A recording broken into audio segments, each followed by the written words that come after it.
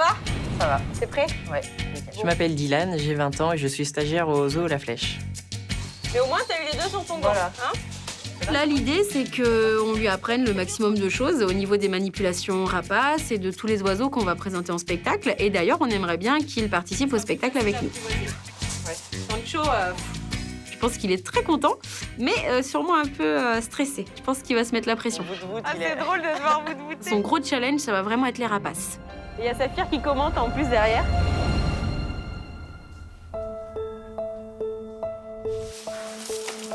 Il dit, je comprends pas. Voilà. Toute l'après-midi, tout allait bien. Il était debout, je l'ai vu téter. Et là, ce soir, je rentre pour me la nourrir et je le retrouve comme ça.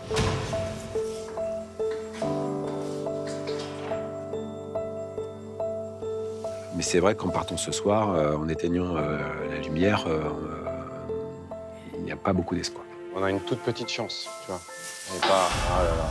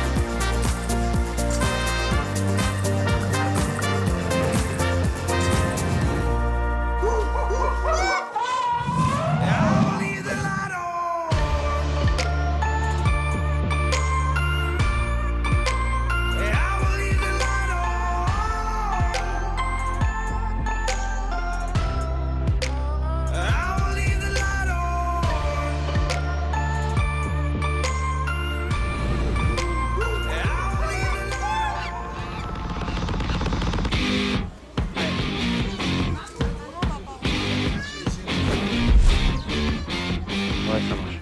Bon, ok, allez, on va au paresseux.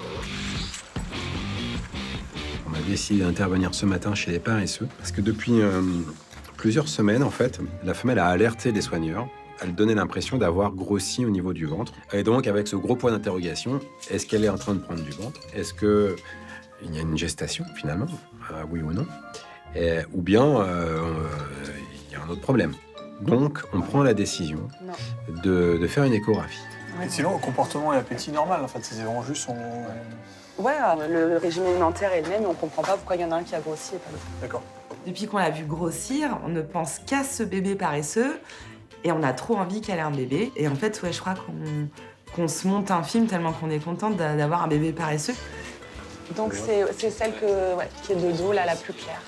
On va faire ce qu'on appelle une tranquillisation. Je le fais à la main, en fait. Donc, c'est-à-dire, je m'approche de l'animal et le temps que je fasse la piqûre, elle a à peine le temps de réagir, la piqûre est faite.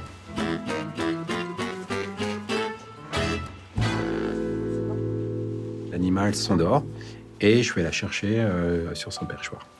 Okay. Attention, ce motion, quand il se met à bouger, il va très vite. Comme j'envie ce grand paresseux et sa tendresse au fond des yeux. Pour nous tous, c'est une première, puisque c'est la première fois qu'on va endormir ici un paresseux au parc et c'est la première fois qu'on va l'examiner sous toutes ses coutures.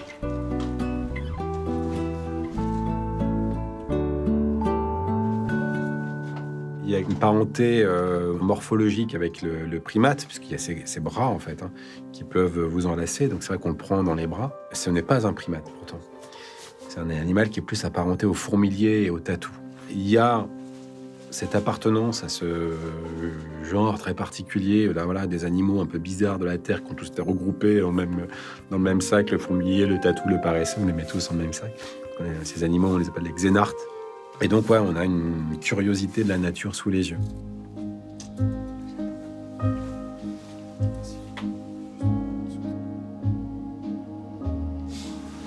C'est longtemps, mais c'est... C'est long. Ah oui. Et puis eux, ils en rigolent de voir qu'un cœur bat tellement doucement. Enfin, je sais pas, ça a l'air de les éclater, les vétos. Ils sont comme des dingues. Now that I've known the comfort C'est vrai qu'on est quand même bluffé par le faible rythme cardiaque, c'est même flippant au départ. Hein. Et il est surtout très lent, en fait. C'est bim, bim. C'est tout. C'est très très lent, mais au départ, on se demande est-ce qu'il vit encore, quoi. Est-ce qu'on entend bien, est-ce que le cœur bat. C'est aussi ça qui est un peu fascinant dans notre métier quand on a l'occasion d'approcher un nouvel animal, quand on l'a dans les mains pour la première fois. Déjà, moi, quand je vais le chercher pour la première fois dans les bras, et puis après qu'on le ramène, qu'on le sculpte, qu'on l'examine sous toutes les coutures, et ben, c'est toujours une découverte, quoi, un émerveillement. C'est assez dingue. Ouais, je dois reconnaître que c'est assez dingue de prendre cet animal dans les bras. On va des photos de sa partie. De quoi? D'ailleurs, tout le monde parle bas. Alors qu'on peut parler haut. Hein. Il y a de la curiosité, il y a du respect, il y a l'envie d'être précautionneux, de ne pas faire de mauvais gestes, parce que pour la totalité d'entre nous, c'est une première. Il y a un climat un peu particulier, je trouve, autour de l'examen de ce paresseux.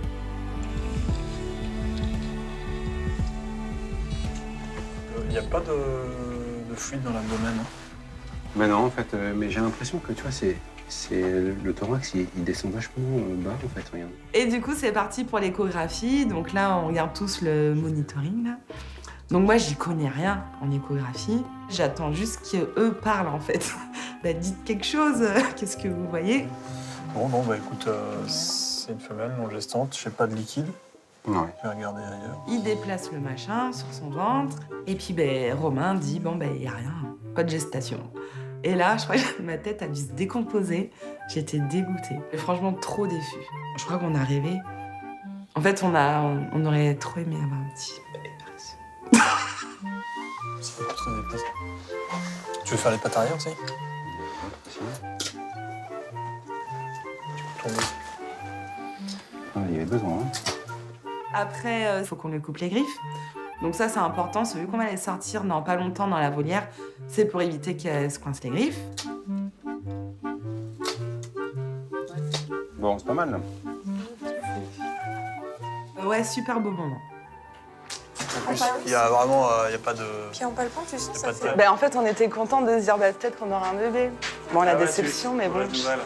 c'est la première fois que ça m'arrive aussi. Un petit peu déçue déjà. Je suis désolé. Mais déjà, elle va bien, ça va.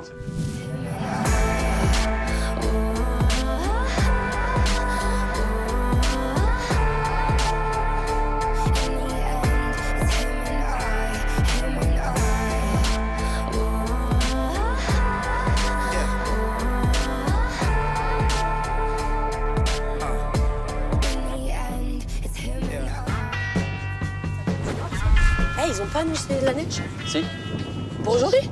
aujourd'hui, demain. On est quand Antoine, c'est direction chat pêcheur. Nos chats pêcheurs sont pas en forme. Il y a quelque chose qui traîne dans le coin. Elle présente des symptômes assez étonnants. C'est Shanga qui nous inquiète le plus. On a l'impression qu'elle a des troubles de la vision. Bah, Cyril, en fait, il a bouquiné un peu et comme les deux sont pas au top, il pense que ça pourrait être une bactérie. Une bactérie dans le sang. D'accord.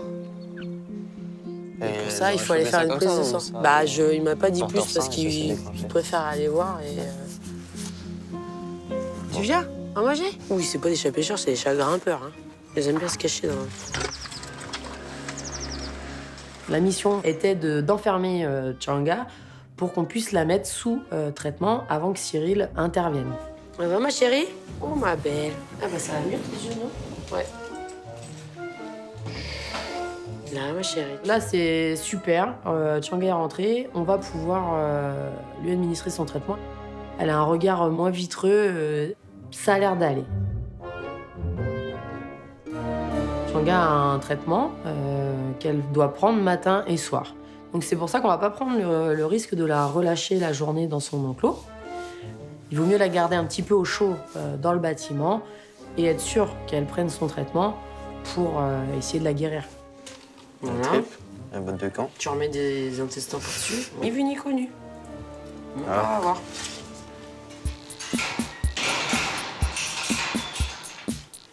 On lui laisse le temps.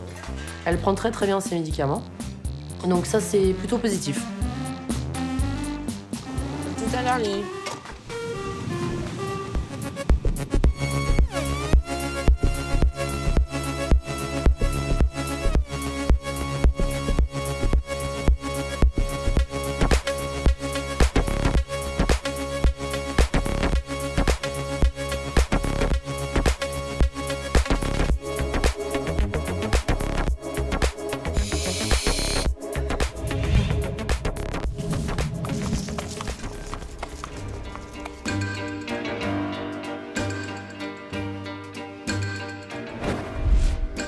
Salut.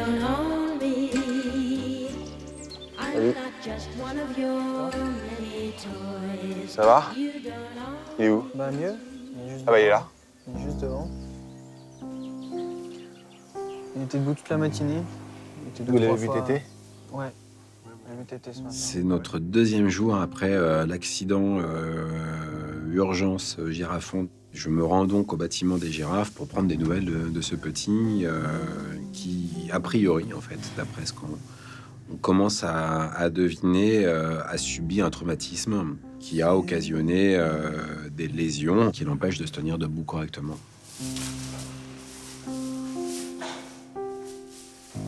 C'est pas une bonne nouvelle parce qu'un girafon a besoin de se nourrir au pied de sa mère, donc toutes les 3-4 heures, que le pin, donc il est à 2 mètres de haut, et que évidemment, lorsque les membres qui le soutiennent sont atteints, son avenir est forcément extrêmement compromis. Bon, c'est un warrior. Hein. Bon, il se fait un peu bousculer, mais il tient debout. Hein. Oui, oui. Bah, je te dis, depuis ce matin, je l'ai vu 2-3 fois par terre, mais dans les 2 minutes, il se relevait. J'ai l'impression que ça a pas qui est derrière, il le gêne moins, tu vois. Il est toujours derrière, mais quand il s'est déplacé, tu vois, il avait pas un appui dessus, mais il était un petit peu mieux. En fait, il est resté séparé de sa mère 4 heures hier. Bon, vous les avez sortis vers midi. Ouais, midi. Et rentré vers 16h. Et rentré à 16h. Donc on va faire pareil, hein, mais peut-être essayer de les rentrer vers 15h. On est bien entendu en mesure de se poser la question de l'isolement soit du petit tout seul, ce qu'on a déjà fait hier, puisqu'on a décidé de le laisser au repos pendant quelques heures pour pas qu'il soit trop stimulé par le reste du troupeau, soit de l'isoler avec sa mère. Cependant, c'est pas possible de l'isoler avec sa mère. Pourquoi? Parce que les girafes sont des animaux grégaires, donc ils vivent en troupeau. Niala a besoin de vivre au sein de son troupeau. Si je l'isole avec son petit, elle va le délaisser. Elle risque même d'aggraver la situation. Donc, ce n'est pas la bonne décision. Isoler le petit d'une manière beaucoup plus prolongée, ça veut dire couper le lien entre la mère et le petit pour décider de l'élever à la main. Ça aussi, c'est une décision qui est extrêmement importante. Mais aujourd'hui, la situation ne me permet pas de prendre ce type de décision. Qui sont des décisions qui sont radicales, et je ne veux pas prendre cette décision-là. On va pas chercher forcément à ce qu'ils se mettent debout. Hein. Ouais. Donc toi, t'en penses quoi, du coup, en gros? Je préfère pas te donner de pronostic. Hein. Je préfère qu'on voit ça au jour le jour. Tu vois, on soigne, on s'adapte au jour le jour. Je préfère pas, tu vois, me projeter et vous donner soit vous plomber le moral et puis vous dire que c'est foutu, soit vous donner de faux espoirs. Donc on fait ce qu'on peut faire, tu vois, à la fois pour vous et pour moi. Je préfère pas vous dire que soit c'est gagné, soit c'est foutu. Donc voilà, ça évolue pas dans le pire, en tout cas, là, pour l'instant, on va dire. on fait ce qu'il faut. Voilà. Hein. Évidemment, je sens bien que les équipes sont préoccupées et que les mines sont sombres. Hein. Et moi, ce matin, je suis plus modéré. Parce que je trouve qu'il a meilleure mine, au contraire, que hier matin. Voilà, je le trouve plus alerte. Mais à la fois, j'ai connu des cas où c'était comme ça, puis d'un seul coup, boum, c'est comme ça. Hein. Donc, on sait très bien qu'on a des phases de rémission avant que d'un seul coup, ça s'écroule, et puis des phases de rémission. Et puis, en fait, ça continue et ça va de mieux en mieux. Donc, on ne s'emporte pas non plus. Mon ressenti ce matin, c'est celui-ci. Depuis que je sais qu'il est malade, voilà, je préfère... je demande des nouvelles tous les jours, plusieurs fois par jour, mais c'est vrai que je ne suis pas trop allée le voir, en fait. Tout simplement pour... des fois, on essaye un petit peu de s'épargner. Voilà, s'il y a une fin tragique qui peut arriver, voilà, des fois, ça fait du bien de s'épargner un petit peu ça. Du coup, j'ai pas envie de m'y attacher. Enfin, pas envie de m'y attacher, pas souffrir s'il se passe quelque chose.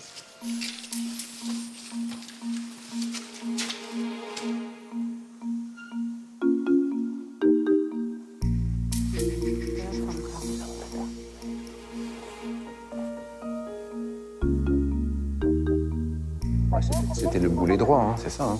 Ouais, ça a vachement diminué. J'examine le petit girafon. Non, là, si, tu vois, ça peut être risqué si jamais tu vois, il donne des coups comme ça. Là, c'est bon. je fais les soins avec Aurélie et puis Paul. Voilà, c'est fini. Donc la consigne pour aujourd'hui, ce sont les mêmes qu'hier, sauf qu'on souhaite que le temps de séparation avec le groupe soit plus court. Voilà, on va pas trop le stimuler. Hein. On va laisser se reposer. On fait comme on a dit, c'est-à-dire que juste avant de rentrer les femelles, vers 15h, on évite de trop les séparer. La dernière piqûre, donc dans l'épaule, et après on laisse le groupe tranquille.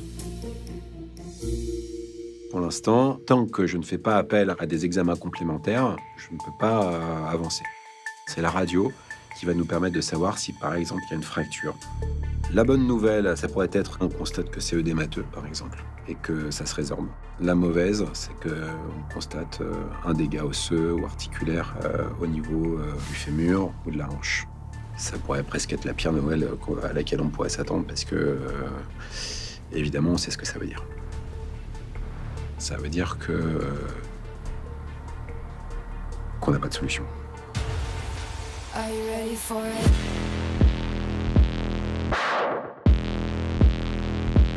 Knew I was a robber, first time that he saw me. Stealing hearts and running off and never saying sorry. But if I'm a thief, then he can join the heist and we'll move to an island.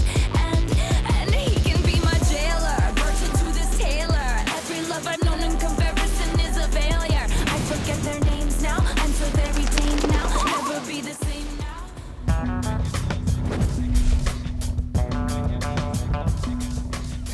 Allez, c'est parti les amis. Coucou, ça va les gros loulous? Tu vas voir, ils arrivent sur ton gant, tu réceptionnes, tu récompenses, tu poses derrière toi. Cet après-midi, Barbara décide de sortir les oiseaux, les grands oiseaux. Donc Barbara me dit que c'est moi qui va être en tourelle et qui va réceptionner les gros oiseaux. Cet après-midi, on va passer aux choses sérieuses. On va mettre un petit coup de pression à Dylan et on va commencer à entraîner les oiseaux, mais aussi lui, au vol en fait, tout simplement, pour s'habituer, pour prendre les bons gestes et pour que les oiseaux s'habituent à lui aussi. Faut lui faire un geste ou pas pour qu'il retourne ou il retourne tout seul? En général, tu fais juste voir que t'as plus rien dans tes mains. Ouais. Et il se Et puis retourne. il se retourne vers Pierre, parce que pour le coup, tu n'es plus intéressant. Ouais. Je comprends. Donc c'est très très important, c'est une période à ne pas négliger avec les oiseaux, donc là je suis très très stressée. Chico. On commence par du vautour au rat. Donc là, voilà, j'espère que ça va bien se passer puisque Barbara me dit de monter en tourelle, en condition de spectacle. Faut se mettre en condition. Ça va? T'as mal au ventre? Allez, Non, dis-le ça que va t'as bien. mal au ventre. Ça va bien se passer. Mais oui. Non, mais là, on commence par les petits vautours au rat. Hein. Ça va aller? C'est bon. T'es Je reste sûr? tu viens avec moi ou pas? Bah, je sais pas. Retour au rat, ça va. Merde. Tiens, viens là. C'est bien. Finalement, les vautours au rat viennent très très bien. On fait des rappels gant à gant avec Claire qui est sur l'autre tourelle et ça se passe très très bien. Cusco. Ah, faut que t'arrives à le renvoyer, lui, sinon il va t'embêter. Voilà, super. Bah, nickel. Un vautour au rat qui prend son élan, qui rase les gradins et qui remonte en volant sur la tourelle, c'est très très beau. C'est majestueux en fait. Bah, c'est que du bonheur en fait. J'attends ça depuis des années et là j'y suis en fait. C'est pas mal là. Va falloir qu'on passe à la taille au-dessus, hein. Sinon, c'est pas drôle, on va s'ennuyer. C'est fini. T'es prêt, Dylan? Ouais. Accueillir du lourd? Très lourd. J'ai des frissons, donc des très bons frissons, mais en même temps j'ai peur. J'ai peur parce que Claire et Barbara décident de lâcher les vautours fauves, qui font 1,80 m d'envergure, avec un poids de 6,5 kg. Donc là, ça fait très très peur, ouais. Ah, on va te muscler l'épaule, moi. Allez, Popeye. Allez, viens, Popeye. Non, Allez, Popeye. c'est celui qui saute. Alors recule, sinon il va faire le profiteur. Allez, Popeye. Il a un peu peur des garçons. Des nouvelles têtes? Vas-y, on en fait un beau. Non, mais pas plus comme ça. Voilà. Tu vois, faut que tu sois toujours perpendiculaire à sa trajectoire. Quand Luigi arrive ou Hélène, je tends mon bras. Et le but, c'est qu'il faut que je les prenne sur le bras et que je les lance sur la barre derrière. Alors là, tu le fais sauter. Voilà, bien. Et tu poses. Bon. Alors, faut qu'il ait fini de manger pour que tu le poses. D'accord. Et ça se passe très bien, mais je pensais pas que c'était aussi lourd en fait en vol et à remonter comme ça un vautour. Donc va falloir faire de la musculation sur le bras gauche, puisque en fauconnerie on travaille qu'avec le bras gauche. Allez, viens. Ah. Alors là, tu vois, c'est ce que je te disais tout à l'heure. Quand il saute, faut que tu arrives à glisser ton... Ok. Ah. Alors vas-y, il va sauter. Non, tu restes en l'air pour le faire sauter. Et tu quand vas le il chercher vient, en tu dessous. baisses ton bras. Ok. Je lui explique un petit peu les petites techniques à connaître quand il y a un oiseau qui se pose au sol, par exemple, comment le récupérer. Et voilà, c'est plus à ce niveau-là qu'on va devoir l'aider un petit peu, parce qu'après, récompenser un oiseau qui arrive au gant, il sait faire, quoi. Mais c'est plus que lui voit comment ça se passe avec les vautours, qu'il connaisse un petit peu leurs habitudes, tout simplement. Ça va? Ça va se faire. Tu vois, ils sont cool en vol. Ben oui. Il est un peu stressé, les gars, faut pas lui en vouloir.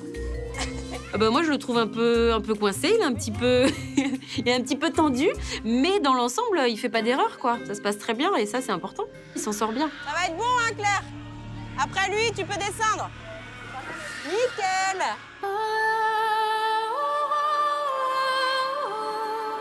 C'est cool. Donc après les vautours fauves, on décide de sortir Cheyenne et Dakota, qui sont des pigards gatelles blanches, l'emblème des États-Unis.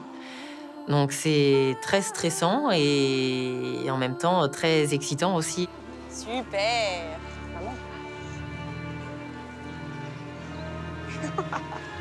Non, mais ça se passe bien.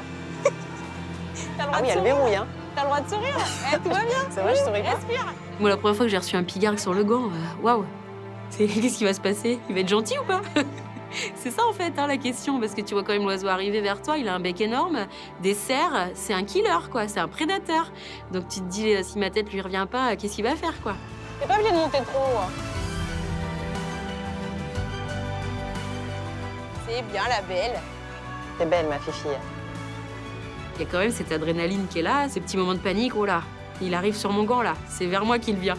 Je peux partir en courant ou pas? Comment on fait? C'est bien d'avoir cette petite pression au début. Je vais te faire voler. Hein. Ok. Qu'est-ce qu'elle est belle. Elle est vraiment belle, ouais. Faut que je te fasse une photo, hein. Ton premier vol avec Cheyenne. Eh, tu souris, hein? Bah, je sais pas comment je suis, là. Bah, t'as l'air tendu. C'est vrai? T'as l'air un peu crispé, quoi. Allez, Cheyenne! C'est bien, ma fille. Là, c'était une bonne session de vol. Je crois que j'ai porté les plus gros oiseaux de la fauconnerie. C'est mon but et je suis content en fait. Très très content. Ça nous met des frissons. Moi, tu vois, quand t'avais l'oiseau là, ça m'a mis des frissons. Ouais. Mais pas quand je l'avais. Parce que t'étais stressée. Ouais. Mais tu vas les avoir après, les frissons. C'est normal. C'est un beau moment. Ah bah oui, il va être en spectacle assez rapidement. On verra les premiers s'ils préfèrent observer pour voir un peu le déroulement du spectacle et tout. Mais je pense que oui, dans la première semaine, il fera au moins un spectacle avec nous, ouais. Si je souriais ou quoi? Non, t'étais un peu coincée avec Cheyenne. Je sais pas, moi je vois pas de là où je suis. T'étais un peu tendue. Mais c'est normal. Mais oui.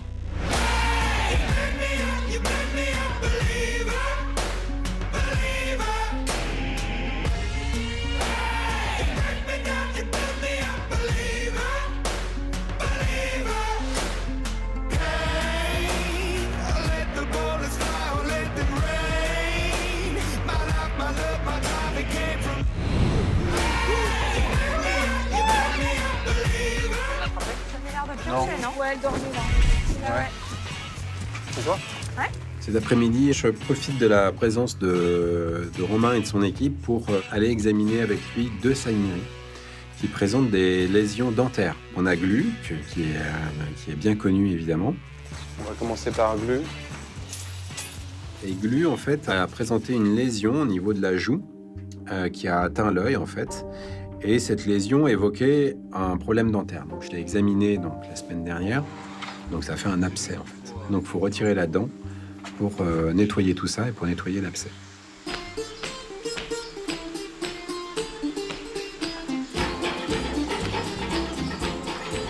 Oh purée.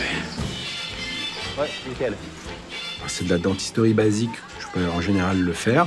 Et là, sur Glu, j'ai essayé et c'est trop petit et trop technique par rapport à mon expérience, par rapport aux instruments que j'ai ici, pour aller plus loin. Donc j'ai arrêté là et l'idée, c'est de demander à Romain son avis. Est-ce que là, lui, il a les instruments et la connaissance, ou bien il me dit non, et à ce moment-là, on prendra un 3e avis et on ira chez un dentiste spécialisé. Vas-y, retire-le. Voilà, c'est celle-ci. Ah, c'est la petite ombre. Ah ouais, puis en plus, Il elle reste est. rien en ouais. plus. Ah ouais, non, ça va être. Donc on commence par Glu, transfert à l'infirmerie, on lui a une petite anesthésie flash, juste le temps de confirmer donc l'origine de la lésion, la dent, de regarder si ça bouge pas. Ouais, alors faut... Ouais, ok. Déjà, c'est plus propre que ça ne une photo de la l'était. face. Il faut l'emmener chez un spécialiste. Parce que le risque, c'est qu'on ne parvienne pas à la retirer complètement avec les outils, avec les instruments de dentisterie qu'on a à notre disposition. Donc, il faut des micro-instruments et des micro-fraises et tout. Donc, on n'a pas ça et Romain l'a pas non plus. Donc, là, on risque d'abîmer la mâchoire, en fait. Romain me confirme que lui préfère vraiment que ce soit un spécialiste qui intervienne, parce que là, il va utiliser des micro-instruments pour aller inciser cette petite dent et aller l'extraire. Là, c'est tellement fin, c'est tellement petit par rapport à la taille de nos instruments que si on y va, on risque en fait de léser la mandibule, de léser la mâchoire. On va prendre rendez-vous chez le dentiste.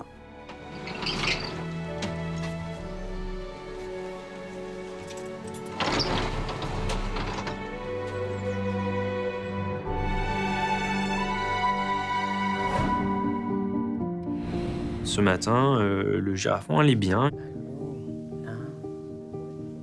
Jujou, tu sais que moi j'aime bien les grosses bêtes qui mangent des arbres. Vraiment, notre but, il est commun et il est de relever ce petit girafon. Tu vas bientôt être debout. Ok. Pour intervenir, donc, je vais utiliser une sarbacane, en fait. La petite fléchette fait mouche. Et puis, au bout d'une dizaine de minutes, c'est bon, Tchonga dort, on peut rentrer dans la loge avec elle.